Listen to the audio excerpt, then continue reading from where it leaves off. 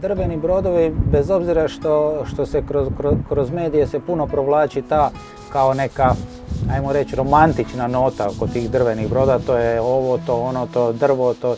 Drvo je prošlost. Drvo je prošlost pogotovo za radne brodove, zato što je jako skupo održavanje, a druga stvar što više nema ni majstora koji će održavati drveni brod.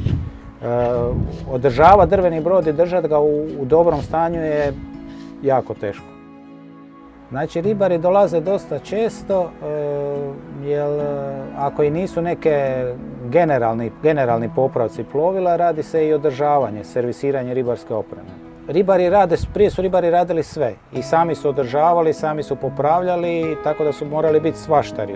A sad je došlo do toga da ipak oni rade samo svoj posao, ono što bi trebali raditi ribare, a neko drugi održavati.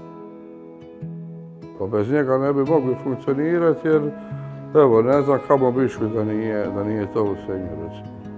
Za sve stvari koje nam, nekoliko puta kad izlažemo na more pa se dogodi neki kvar i to, ako ne možemo sami otkloniti, uvijek je on tu jer ima i prikolicu i sve dignemo, stavimo ga na prikolicu njegovu i on je znači uvijek tu da nam može izaći u susret, da možemo raditi dalje.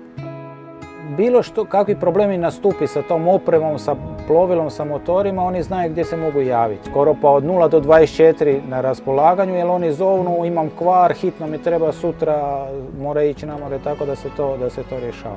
Znači njihovo je samo da dođu morem do dizalice.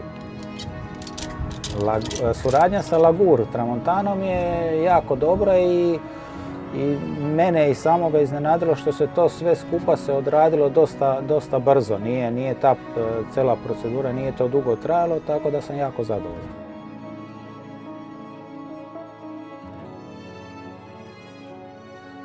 Sufinancirano sredstvima Europske unije iz Europskog fonda za pomorstvo i ribarstvo.